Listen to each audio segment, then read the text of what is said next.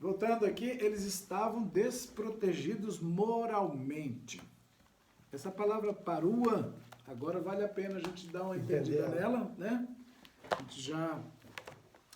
Vamos ver essa palavra. Vou até colocar ela aqui, ó, porque agora vai ser um assunto sério. Sério, sério, sério. Vamos lá. Então vamos ver. Parua. Letra P. Em hebraico é assim, tá? Resh. Letra Ain. E a letra Rei no final. Agora eu vou pôr em outra cor as vogais. Então, ele está... Vamos lá. Parua, e o povo deixou, e diz assim, e Arão fez... Para mim, Jorge, por favor. Arão, verso 25 do 33, 25. Deixa eu ver se vamos ver no original para a gente pegar. 32. É o 32, 25. Tá aqui. E disse, viu Moisés que a Moisés... falta do povo estava descoberta, pois a descobriu A descobriu. Isso, a descobriu. Essa palavra descobriu, Arão, descobriu é parua. Parua, desculpa, estou confundindo. Parua é descoberto. E quando eu põe no verbo, Arão descobriu, aí eu tenho que escrever isso aqui. Perau.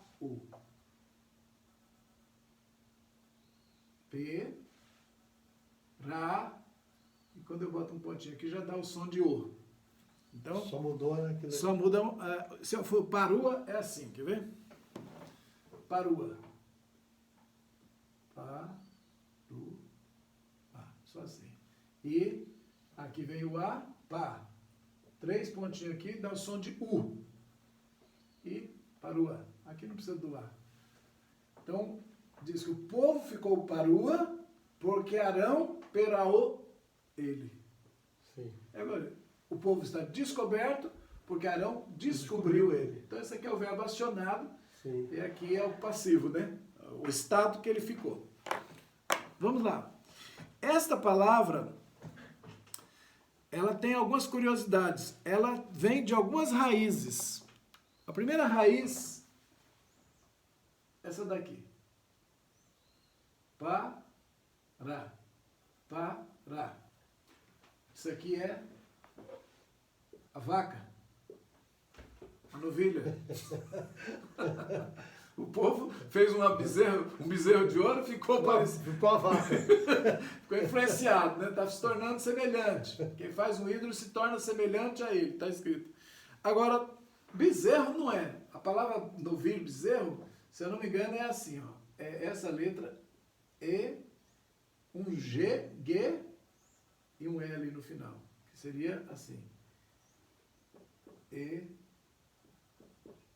Egel.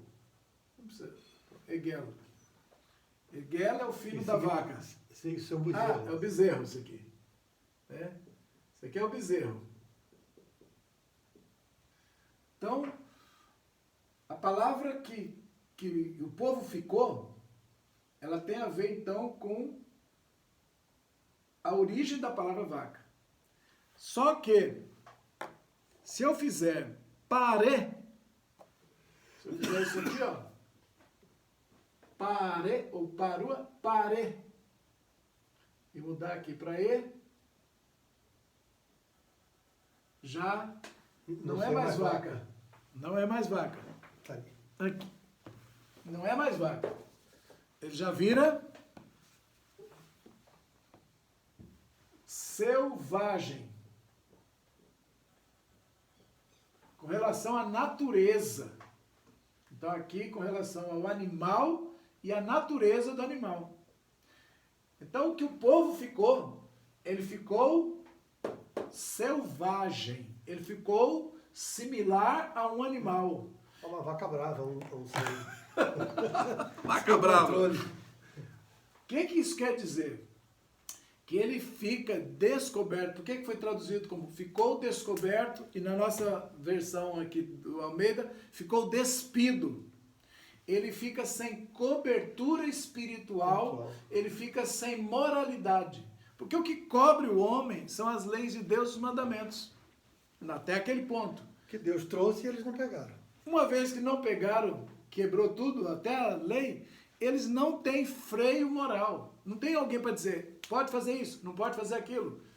Pode adulterar, não pode adulterar. Pode comer isso, não pode comer aquilo. Ou seja, uma vez que você não tem restrição nenhuma, os ímpetos e a sua natureza selvagem, que o homem é animal, a natureza animalesca humana, ela sobressai. E foi o que aconteceu. Para mim não importa, então, tanto se ele está sem roupa ou com roupa, ele está como Adão, que agora estava nu. Antes ele tinha uma cobertura espiritual da presença de Deus, agora foi tirado isso. Então ele volta para um estado animalesco, como o outro animal que foi criado no sexto dia, que são os animais da terra criados no sexto dia. O homem também é criado no sexto dia como os animais da terra, tanto é que usa terra. Então ele volta a ser animal, impulso selvagem. Ele fica exposto aos seus desejos sem freio. E aí isso foi o que o sumo sacerdote Arão fez com eles. Deixou eles desprotegidos de si mesmo. Deixou eles com a natureza animalesca ativada. Então, qual é a consequência? Nós podemos deduzir...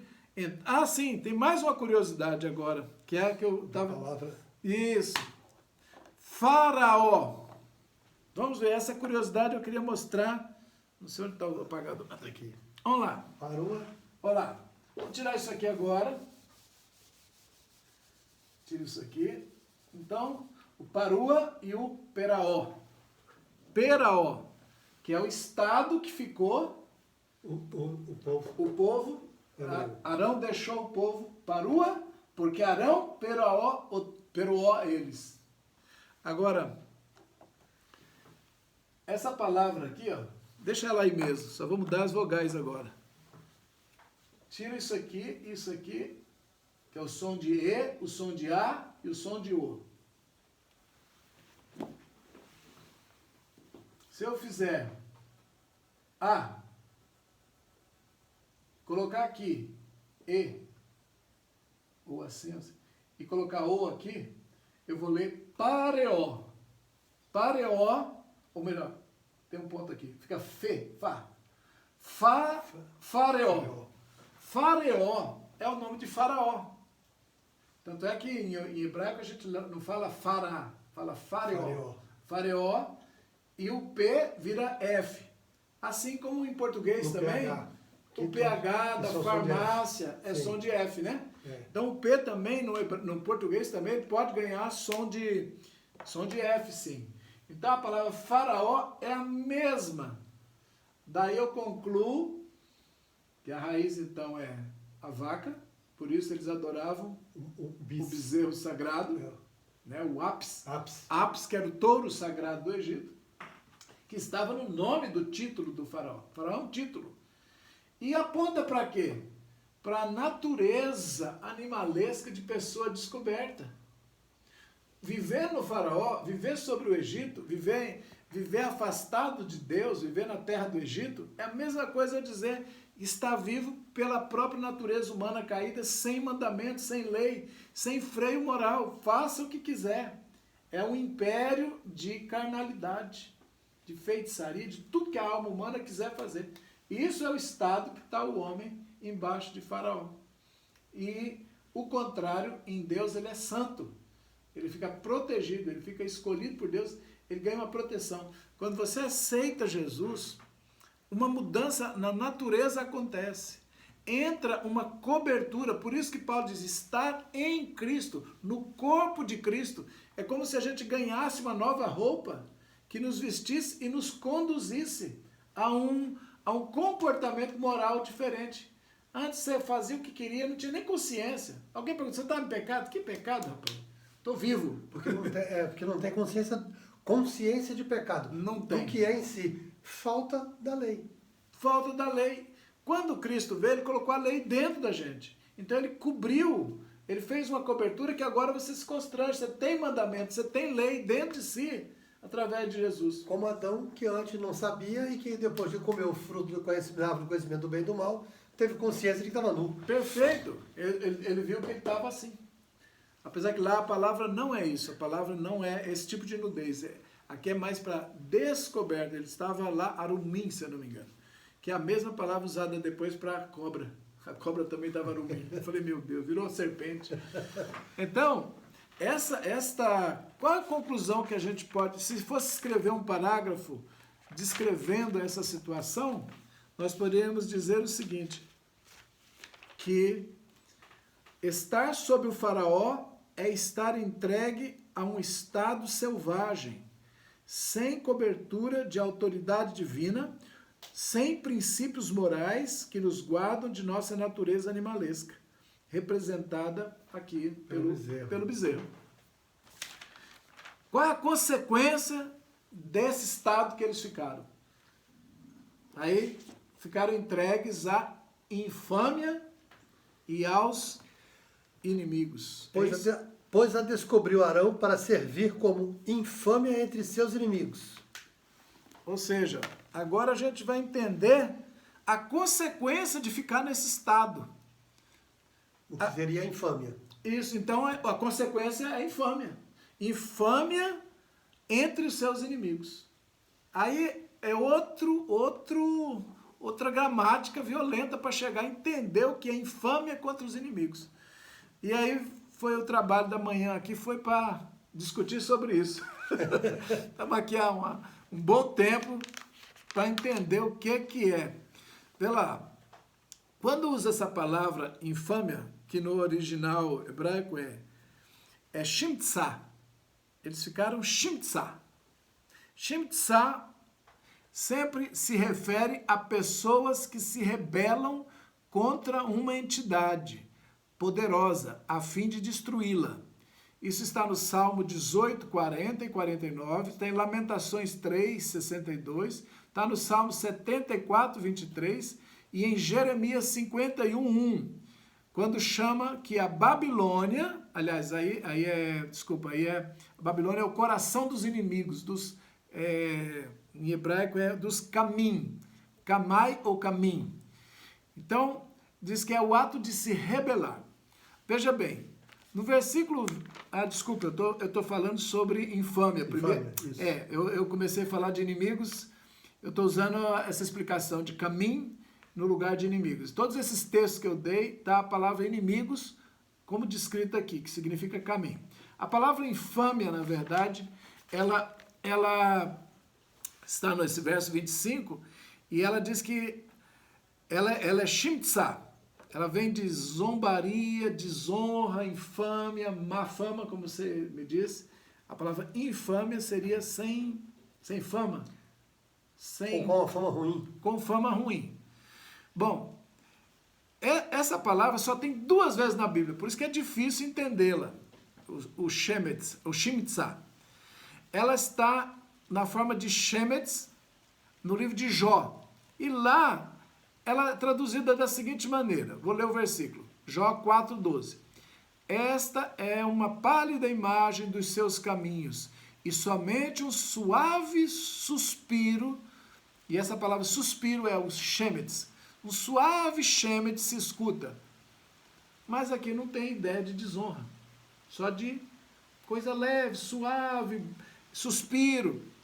E também Jó 26:14, que também vem com a ideia de suspiro, de coisa, uma ideia pequena.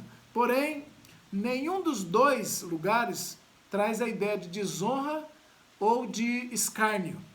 Pelo contrário, só de ideia de coisa vaga. Indica algo leve indício. Por exemplo, tem uma expressão chamada shemetz pasul, que significa vestígio de invalidade. E a palavra vestígio foi traduzida também por shemetz, numa literatura judaica. Então, shemetz é um estado intermediário entre existir e não existir. Aponta para uma falta de independência e para indecisão. É um vestígio apenas. Até o Jorge falou assim, o Lula hoje. Eu espero não estar ofendendo ninguém. É um vestígio, não tem fama, não tem nome, está entre existir e não existir. vive do que foi, acabou. Há uma indiferença. Uma indiferença popular e coisas assim. Essa ideia de Shimitzá, que foi traduzido por infâmia contra os inimigos, entre os inimigos. Então é ficar algo tão vago, tão incipiente, que nem se sabe se é e se não é. Olha o estado que Arão deixou o povo nesse Perua, e agora, como consequência, vão ser infames. Vão ser uma invalidez, uma coisa esquisita. Porém, nós podemos ir mais fundo ainda pelo uso dessa palavra. No aramaico, ela vem de shamesh. E shamesh é servir como instrumento a outros. Aí pode ser positivo e negativo. Shamesh, por exemplo, aquela vela no meio da menorá, a haste central, Que acende as outras. que serve, por causa dela servir as outras, ela é chamada de shamesh. Então essa palavra é muito antiga, hebraica, aramaica ainda, ela serve alguém. Daí também vem a palavra que a gente usa normalmente, eu uso este apagador. Ani mistamesh, apagador. Eu mistamesh. Então, daí vem. Mas, também, sabe outra palavra? Shemesh, que é uma palavra aramaica também, é sol. Por que usar o shemesh para depois usar a palavra para usar e servir? Porque o sol naturalmente está, sem esforço algum, servindo a toda a humanidade. Sendo usado pela população. Sendo usado. A palavra é uso.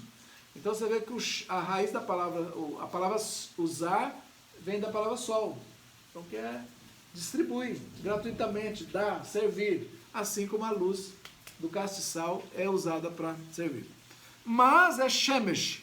Nós estamos falando de shemetz. Muito parecido. E quando eu coloco esse tz no final, tzadik, muda o sentido para não ser um uso natural, para uso forçado. Então, quando eu faço coerção, força, então sim, e isso é que seria associado às pessoas, que seria usada pelos inimigos. Elas seriam usadas como se fossem vazios, inválidos, ou melhor, um suspiro, um sussurro apenas, entre o existir e o inexistir. Alguma coisa tão frágil, tão fraca, e que seria facilmente coagida, usada pelo caminho, pelo inimigo no final desse texto. E isso quer dizer que ao fazer ídolos, como o caso do bezerro, nós perdemos a proteção da moralidade divina, ficamos parua, ficamos descobertos, tornamos-nos selvagem, a natureza animalesca para fazer o que quiser vem, ativa-se a natureza animalesca e torna-se com isso um escravo de uso forçado dos seus inimigos, perdendo a sua independência e seu livre-arbítrio, ficando à mercê de inimigos que, na verdade, são a rebeldia, que pode estar dentro de si ou pode ser usado pelo inimigo externo.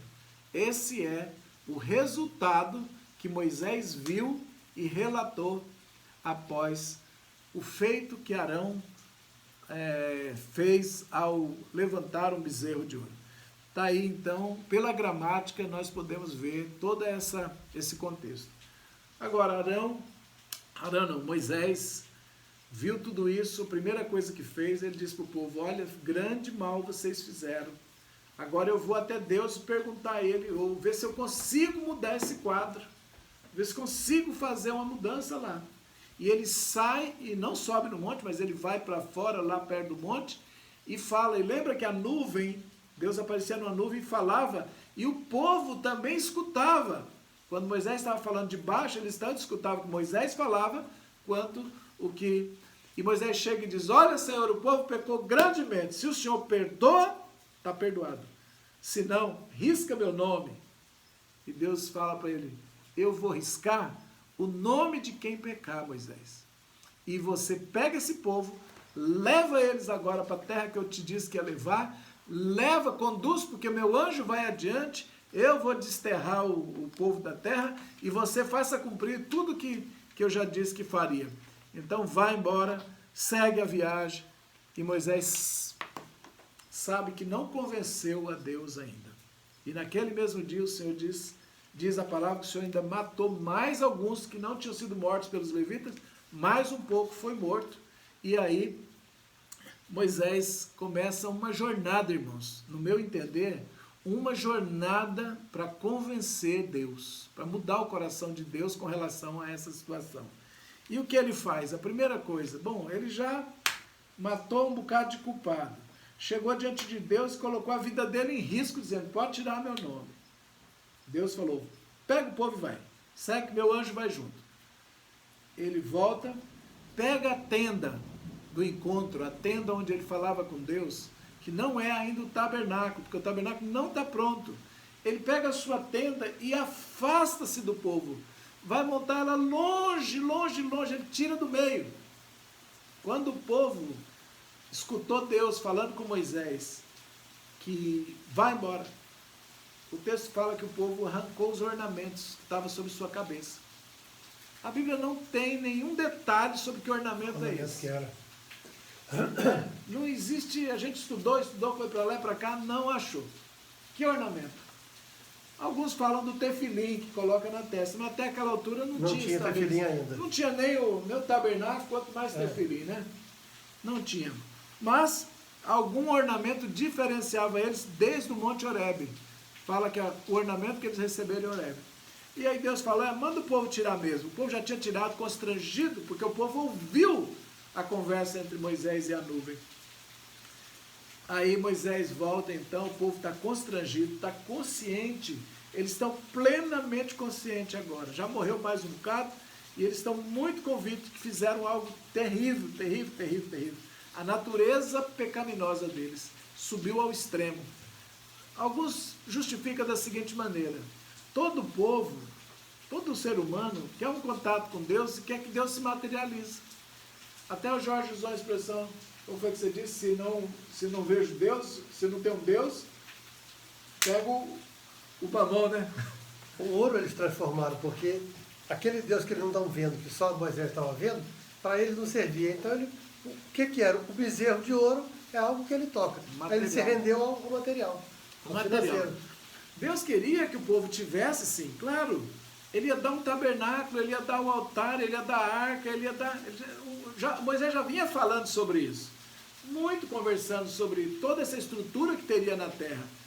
Ele não precisava do bezerro, mas a impaciência e o medo de que Moisés não voltasse, porque nunca Moisés tinha ficado 40 dias fora. Primeira vez. Então isso justifica um pouco a celeridade deles quererem materializar Deus, segundo eles, para continuar a viagem. Mas enfim, o povo escutou a conversa e viu que era muito mal o que tinham feito, ficaram muito constrangidos, tiraram os ornamentos, entraram num processo de arrependimento muito forte, e Deus está observando tudo isso. Deus falou, é isso mesmo, tira mesmo, porque eu não quero mais que usa.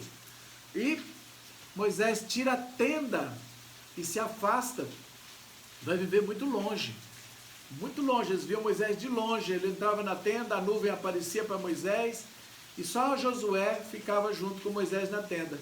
E o povo teve que sair das suas casas e olhar Moisés pelas costas. Toda vez que Moisés saía e ia para lá, eles observavam, comentavam, se ajoelhavam e tentando, meu Deus, o que nós fizemos? Que natureza ruim é essa que está dentro de nós, que a gente foi fazer uma coisa horrível dessa? E Moisés, então, afasta-se. Israel perde a presença de Deus. Perde a presença de Moisés após esse episódio. Eu falo, meu Deus, assim como Yeshua para mim representa Moisés e aquelas tábuas que descem e que são violentamente destruídas, né? As tábuas são destruídas, assim também o corpo de Yeshua foi violentamente destruído e depois disso a presença de Deus se afastou de Israel. Para mim isso tem um código ali. Os judeus perderam, o povo hebreu perdeu a presença de Deus naquele dia, mas depois começou um processo de arrependimento. E o que Moisés vai fazer de agora em diante? Ele vai pleitear que Deus mude de ideia com relação ao seu próprio povo. Todo o trabalho de Moisés, daí para frente, é centrado em fazer com que Deus venha junto. Afinal de contas, para que nós saímos do Egito? Por que o Senhor está falando todo esse plano de um tabernáculo terreno? Não é para o Senhor morar com a gente? Viver entre nós? Se o Senhor não for. Então aquilo está remoendo Moisés. Ele não aguenta pensar que Deus vai se afastar e eles serão um povo como qualquer outro. Todos os povos não têm Deus tão perto, tão grande. Esse era o temor que está no coração dele. Daí a luta de Moisés em convencer a Deus a andar com eles. Qual é o argumento que ele vai usar? Ele começa a dizer, Senhor, o Senhor me chamou pelo nome, me conheceu, me fez isso sem saber com quem ia me ajudar, o Senhor nunca me disse. E agora o Senhor falou que a sua graça, se eu achei graça, a sua presença tem que estar comigo. Se esse povo também, é a presença do Senhor que vai fazer a diferença. Se o Senhor não for, não tem povo do Senhor. Não tem, para que tabernáculo? Não vai fazer sentido. É o Senhor que é o centro. E ele vai falando com Deus na tenda, dia após dia. Aí chega uma hora, Deus fala, tá bom, Moisés, prepara mais 2 tábuas, lavra elas aí, sobe, e a madrugada, eu quero você aqui amanhã de madrugada, e fala para o povo, ninguém vai tocar, ninguém vai subir, eu só quero você aqui. E madrugou, Moisés nem dormiu direito, passou a noite fazendo pedra já, cortou, já subiu cedinho, já fez e saiu doido. E aí ele começa a argumentar com Deus. E essa hora é a coisa mais linda do mundo, porque ele vai falar o seguinte, Senhor, mostra-me a tua glória, o Senhor disse que vai com a gente, eu estou feliz, mas eu quero ver o Senhor. Irmãos, por que... Aí Deus fala tudo aquilo, né? Fica na fenda da rocha, coloca aqui, prepara tudo, porque homem nenhum pode ver minha glória, se ver vai morrer. E ele faz todo um preparo e passa aquela madrugada, aquela noite com Deus, e isso vira 40 dias. 40 dias, e o Senhor dá toda a instrução novamente, sobre os sábados, sobre as 3 festas anuais, sobre os primogênitos que vão ser consagrados, sobre as ofertas que vão ser trazidas, todo o tabernáculo, e aí reprisa tudo com ele, 40 noites e 40 dias, e Moisés não está comendo e não está bebendo, e ele está num nível, a primeira vez que ele subiu, ele não ficou nesse nível. A primeira vez que ele subiu, não teve essa manifestação, porque talvez ele não tinha descido, ele não tinha vencido o bezerro, ele não tinha vencido algo ruim ainda que precisava ser vencido. Natureza. Ele não tinha nas outras ocasiões. Sim. E agora ele venceu algo. Ele desceu e venceu, ainda que o pecado do povo suscitou tudo isso, mas, e outra coisa, ele se apaixonou mais pelo povo ainda. Ele compreendeu a natureza da maldade. E agora ele quer convencer a Deus. E eu creio que o verdadeiro sentimento que Deus espera do homem é que o homem vença isso. Que o homem consiga amar o próximo. Independente do que ele tenha feito, do pior, do pior, do pior. Ficou despido, ficou parua, ficou selvagem, ficou dominado pelo mal, voltou para o príncipe do Egito, adorou bezerro, o querubim. Para mim aquele bezerro é um querubim caído, é Satanás. Acho que já comentamos das 4 ações do Ezequiel 28. Mas venceu. E agora ele recebe o quê? O rosto cheio de glória, o direito de ficar mais próximo. E agora ele desce com essas tábuas. Agora não tem ênfase tão grande nas tábuas. Você vê que não tem ênfase. A ênfase só, e Moisés escreveu tudo nas tábuas. Só diz assim, e Moisés escreveu. Repetiu o que tinha sido escrito antes. Porque a ênfase tinha que ser na primeira, porque ela seria quebrada. Agora a ênfase está em Moisés, não está na tábua. Está no ser. Agora é ele que vem glorioso.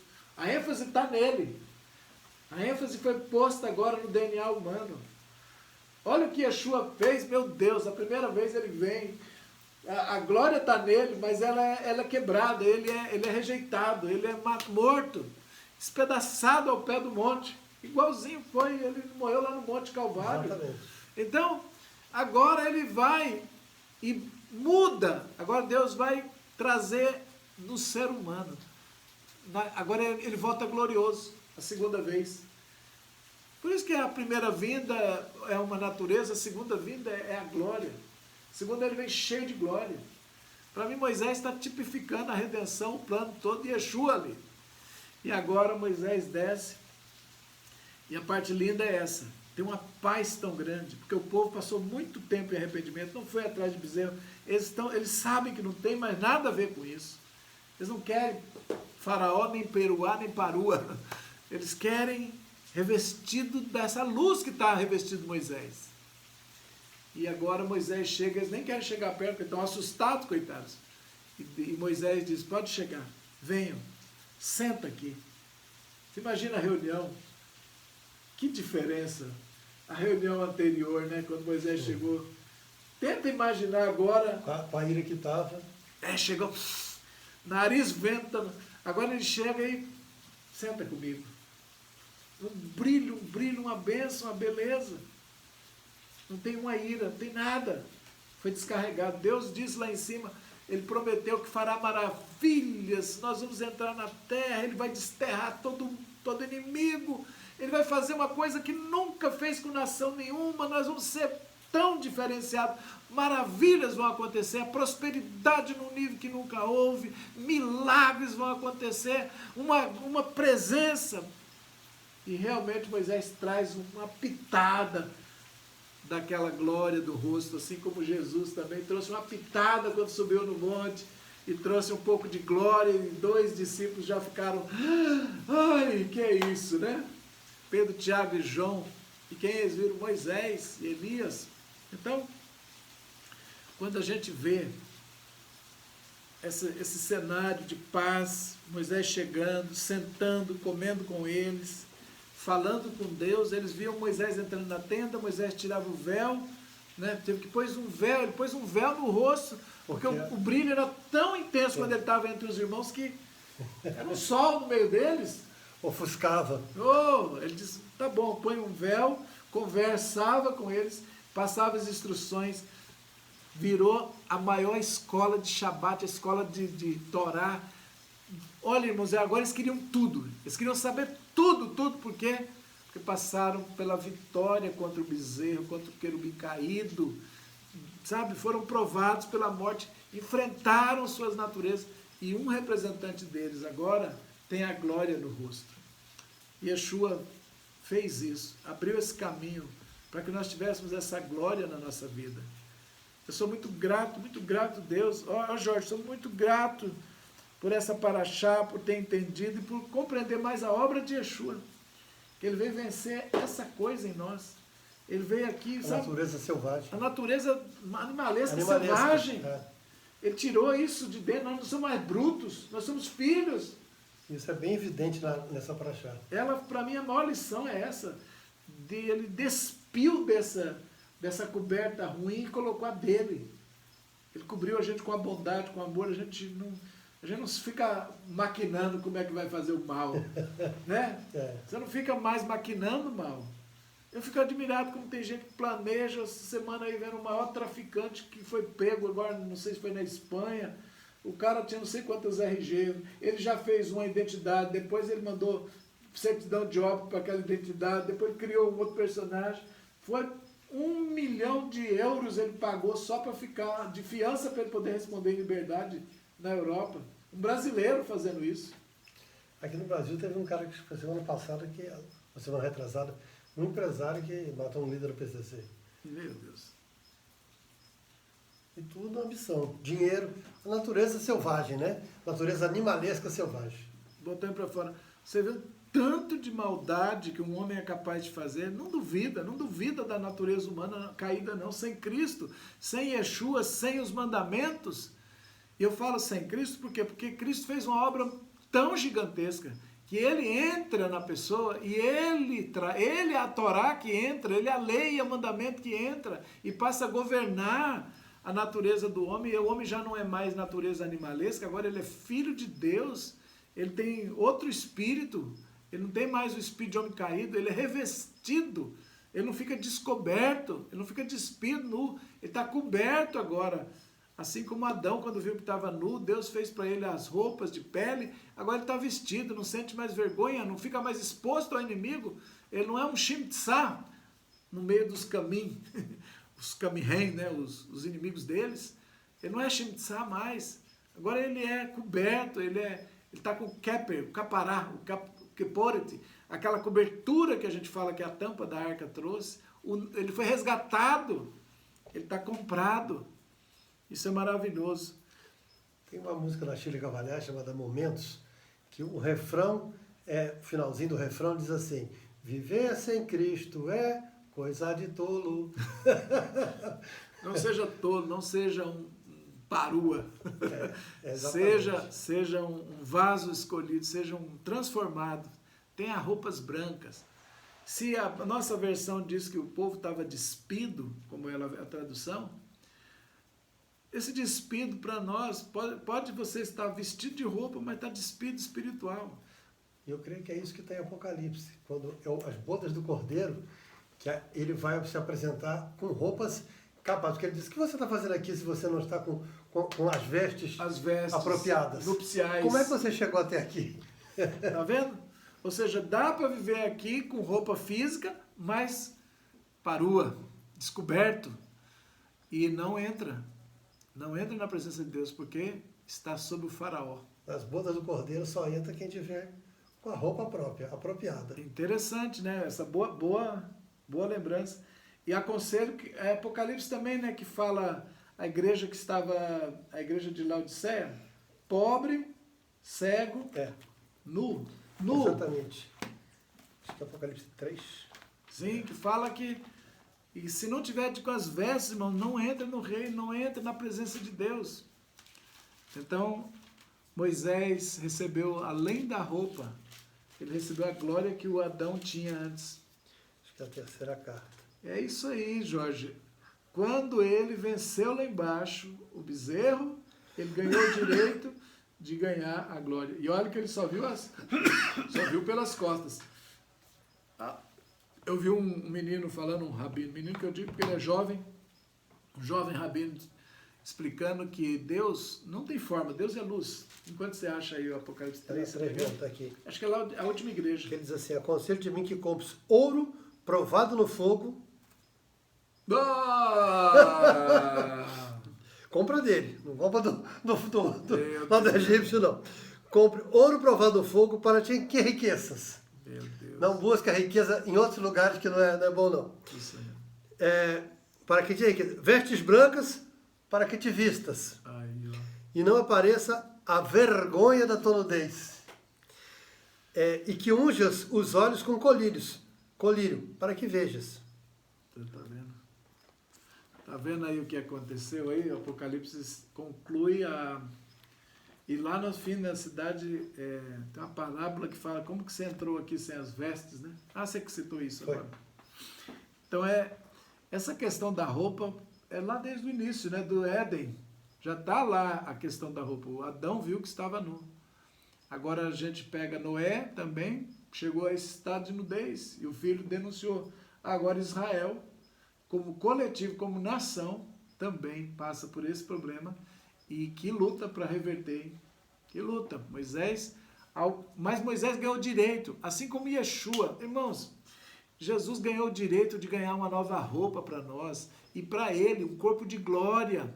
Isso é o corpo de glória. Ele perdeu essa roupa da vergonha. Isso que é a roupa de vergonha nossa, é nosso corpo material, que nos aprisiona aí por 80, 90, 100 anos e traz ainda a destruição, a humilhação, que é o humilis, e para o humus, que é a terra, em grego. Humilhar é descer para a condição de humus, de terra novamente. Essa é a roupa da vergonha, da humilhação. Não importa o texto lá se fala que estava de veste ou sem veste, eles estavam sem a cobertura da glória de Deus. Isso é que é o mais importante. Então eles não tinham também moralidade. E o que Yeshua veio fazer? Veio destruir o velho corpo e revestir do novo, para que todo aquele que nele crê possa um dia chegar lá. Com o quê? Com esse corpo de glória, com essa roupa. Não é isso aqui. É o corpo de glória. Exatamente. Que foi dado o revestimento. Esse é o verdadeiro revestimento. É. Você é uma alma que precisa de um corpo de glória. Porque é eterno. E esse é destrutível. Esse passa, é passageiro. Então Moisés ganhou esse corpo de glória tipificado na roupa de luz que ele estava, na vida de luz. Na pele dele mudou. Então esse era o corpo de glória. É o único homem que ganha corpo de glória. Porque ele simboliza Yeshua, que também ressuscita, sai da morte com o corpo de glória. Então é a figura de Yeshua. Por isso que Moisés diz, virá um semelhante a mim, a ele vocês têm que ouvir. Escuta, Israel, já veio. Ouve, Israel. Shema, Israel. Ele veio, ele já tem o segundo Moisés veio. A tábua também veio, vocês quebraram, mas precisa pegar de novo. Ele está voltando cheio de glória para vocês. Porque para a humanidade toda ele já veio. Ele já esteve no Monte da Transfiguração, exatamente com Moisés e Elias, e provavelmente estará de novo lá em Apocalipse 14, e a gente acha que é o mesmo. Jesus vai estar lá junto com Moisés e Elias. De novo, com as duas testemunhas. Eita, Jorge agora deu uma cavada numa pérola aqui e jogou para nós tesouros da eterna Escritura. Irmãos, vamos orar, porque essa paraxá termina de uma forma linda, linda, linda. Ela dura, ela passa pelo bezerro de ouro, passa por mortes, conflitos terríveis, revelação da iniquidade a ponto máximo, mas encerra com uma paz tremenda, com Moisés glorificado, com uma luz tremenda e com o povo sentado junto, que é o alvo dele era esse. O alvo era este povo, ele não foi pedir a glória de Deus por si mesmo. Ele não queria para si, ele queria para o povo e acabou ganhando para si. Nisso talvez está a essência do chamado de cada pessoa. Quando fizer pelo próximo, fizer pelo ser que nem merece, então você será revestido daquilo que você mais queria que os outros tivessem. Deus vai dar para você. Talvez é perdendo a vida que se acha lá, é dando que se encontrará. Por isso talvez Yeshua seja o Senhor e está acima de tudo, porque pelos que não mereciam, Ele deu sua vida. Essa é a essência, esse é o segredo que sai dessa paraxá, para mim, que está mudando um pouco da história da minha vida hoje. Aliás, compartilhando aqui, porque o Jorge foi meu parceiro, e de muitas horas ele tem sido parceiro em muitos momentos. Eu tive uma experiência essa semana passada, muito forte, eu vou encerrar com isso. Há uns dias atrás, Deus me falou que uma pessoa que eu deveria ter ajudado há 20 anos atrás, e eu não ajudei. Aliás, mais de 30 anos eu tenho de casado, eu era solteiro ainda, tem 36 anos que isso aconteceu. 36 anos eu era dono de uma pequena gráfica, 30% dessa gráfica só era minha, eu não era majoritário, e eu estava já na última semana de ir embora, já tinha vendido a minha parte, estava despedindo de São Paulo para ir para Rondônia, e um dos funcionários se acidentou, cortou 2 dedos, e esse funcionário, eu socorri ele no dia, foi a última vez que eu vi ele, e fui embora. Passou anos, eu soube, eu voltei para São Paulo alguns anos depois, perguntei por ele, tive encontro com ele. Ele estava um pouco triste porque sentiu-se injustiçado, porque a gráfica não, como chama? Indenizou, né? A palavra? Não, indenização? É mais ou menos isso, uma indenização, reparar o dano. Isso, não reparou o dano, não pagou nada a ele, né? Foi para a justiça, mas acabou, ele perdeu na justiça porque ele estava operando em máquina que ele não era contratado para ser. Desvio de função. Ele estava em desvio de função e por conta disso, e também a testemunha que ele levou foi, como chama quando a outra parte corrompe a comprada testemunha? Mesmo. A outra parte, a testemunha também, que seria a favor dele também, acabou sendo comprado e coisas tristes assim aconteceram. Deixa isso para lá. Mas 36 anos depois, Jesus me fala num sonho, numa visão. Eu tenho uma visão desse menino e na visão ele falava assim, que ele desejaria que eu tivesse feito alguma coisa. Ele desejou isso. Ele não me acusou de injustiça porque ele percebeu, o Léo é só 30%, também já estava vendendo a gráfica, estava indo embora. Mas não atribuiu responsabilidade ao senhor. Isso, esse rapaz não atribuiu essa culpa nem responsabilidade a mim. Porém, Jesus me apareceu numa visão e me disse que eu deveria levar um dinheiro a esse moço. Que eu deveria... restituir a justiça. Isso, o Jorge é juiz, tem os termos melhores que eu. Restituir o que não foi feito por ele. Eu deveria indenizá-lo. E não era uma quantia pequena. Jesus me pediu... Fazer uma tzedakah, né? A tzedakah é uma esmola. Isso aí é bem mais. Mas para Deus isso é uma tzedakah. Para mim não. Eu não estou acostumado a dar uma esmola nesse nível, não. Mas o quê?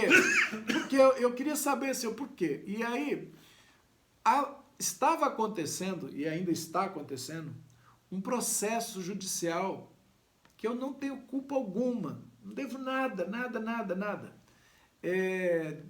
Fui envolvido numa situação há uns anos atrás e agora vieram para me acusar, buscar dinheiro, fazer eu pagar o que eu não devo, coisas desse tipo aí que a gente vai descobrir, você vai descobrir que tem uma trama contra você. E eu estava buscando a Deus há um tempo atrás, por que isso estava acontecendo comigo? O que tinha a ver? Por que eu estava devendo isso? Por que estavam tirando dinheiro da minha conta em quantidades muito altas até que eu perdi? Ainda não, porque ainda está aí no processo, está só bloqueado. Então, eu estava buscando a Deus por isso. E essa resposta que Deus trouxe foi que lá no passado, 36 anos atrás, eu deixei de fazer justiça. Eu não amparei aquele moço, se bem que eu tinha ido embora, eu estava morando em Rondônia. Ele até me procurou para vir para o tribunal, para ajudá-lo, para ser uma testemunha, mas ele não tinha telefone, não tinha nada, a gente nunca se encontrou. Então, mas ele desejou justiça e desejou que eu fizesse. E Deus me explicou que o desejo de uma pessoa é suficiente. Se você deixou pessoas machucadas na sua história e elas desejaram alguma coisa e eles tinham um pouco de justiça, estava certo em alguma coisa, lá na frente vai se materializar contra você algo muito grande. Olha que os juros, né? As correções dos anos. E eu falei, meu Deus, então é isso. Eu procurei esse moço, procurei esse rapaz e chamei o Jorge, porque o Jorge é duas coisas importantes para mim. Uma que ele é um apóstolo de Cristo, além de muito amigo, mas também é um magistrado, é um juiz que aposentou-se. E eu levei ele foi testemunha e juiz nessa situação de que eu fui diante de um juiz, tanto do céu quanto da terra, e fiz justiça, indenizei um dano, pelo menos referente à minha parte, que era pequena na gráfica, na época. E depois que eu fiz isso, aconteceu de como se abrisse para mim uma dimensão onde eu tivesse entrado, e o estudo da Torá ganhou uma força extraordinária, e a vida de oração, o desejo de orar, a leveza de ficar na presença de Deus mudou. É como se eu sei que ao interessar por esse próximo, ajudar o próximo, eu fui colocado num outro lugar. E isso me ajudou. E me deu uma paz, um acesso a algum lugar que eu não tinha acesso. Não sei explicar, Jorge. E um nível de compreensão do que é o importante. A gente diz amar ao próximo, mas a gente não coloca o próximo acima dos nossos interesses. Porque quando a primeira lei, que Jesus falou, já estava inclusive no Velho Testamento, que ele disse, amar ao próximo como a si mesmo. Quando Jesus veio, ele disse, digo mais, eis que nova lei vos dou, não amar como a si mesmo, porque muita gente nem autoestima tem, né? Não tem senso de preservação, então às vezes a pessoa... Então ele disse, amai como eu vos amei. É uma forma totalmente incondicional, totalmente diferente, e é um amor ágape. Meu Deus. Que supera tudo, que ultrapassa tudo. Meu Deus. Pois isso daí. Então eu creio que quando Moisés amou aquele povo, apesar de tudo, A ponto de dizer, se o senhor não vai salvar eles, não vai... Risca meu nome, então também não vou. não tem mais prova. Ou seja, já que eles não vão ser salvos, que eu também não. Eles estão perdidos, que eu fique também. Deus não aceitou, não, que eu vou riscar quem pecou. Mas Moisés viu a glória de Deus e foi transfigurado, transformado. Totalmente. Então, é isso que eu queria deixar nessa paraxá. Eu posso contar com o Jorge, um amigo leal. Agora eu vou aproveitar a palhinha para dizer uma coisa. O que é que faz com que Moisés fique assim? Ele entra na presença do Senhor, nem que seja de tempos em tempos, mas nós podemos fazer isso todos os Diariamente. dias. Entrar na presença do Senhor, ainda que não seja como sacerdote às 4h30 da manhã, às 4 da manhã, mas você pode, a viração do dia, mas você pode entrar ao amanhecer, na parte da tarde, à noite, quando você puder. Você tem seus afazeres, mas a prioridade sempre deve ser o Senhor, e estar na presença dele é algo que não tem preço. Muda todo o seu dia, muda tudo que você vai fazer, muda todas as realidades à sua volta, até a forma como a gente enfrenta os problemas, as dificuldades. Estar na presença é um diferencial.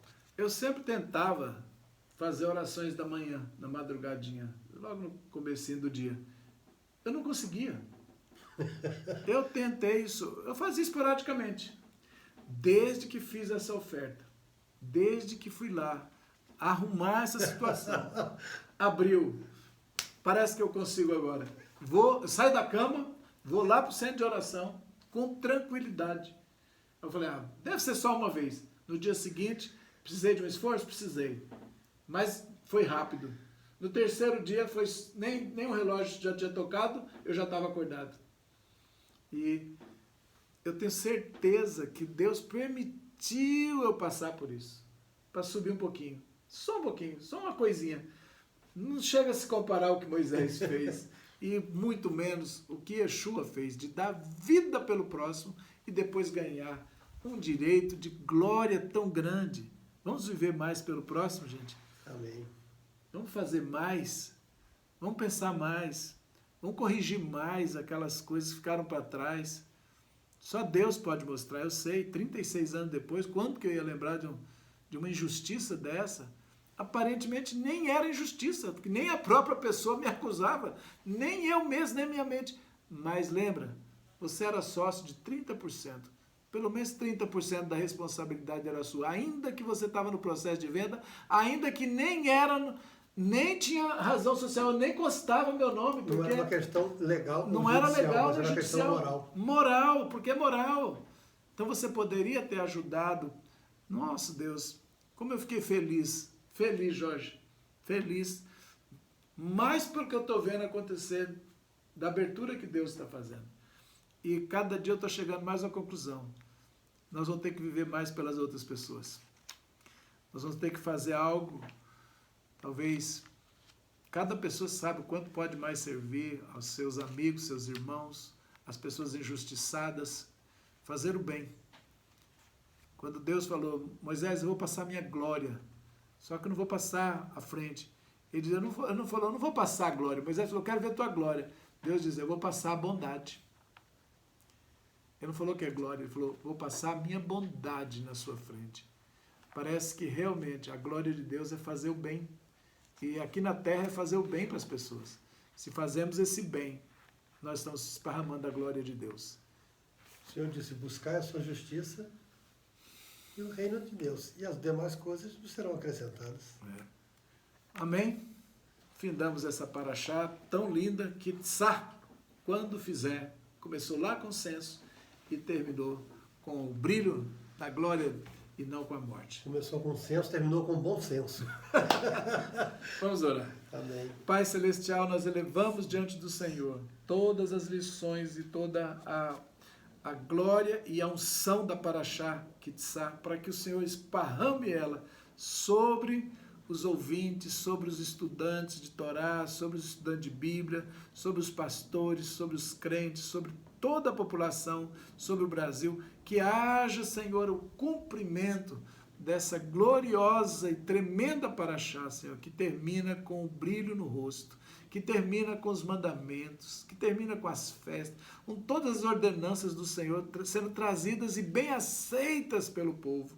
Que o teu povo dessa geração aceite bem, Senhor, e não veja como um jugo pesado, pois não é. Só se torna pesado e enfadonho quando algo está na nossa alma nos prendendo, quando nós não conseguimos subir, e aí tudo é fardo e pesado, meu Deus. Mas quando o Senhor abre as dimensões, todo o cumprimento fica leve, fica prazeroso falar de Ti, não fica cansativo, Senhor, fica prazeroso.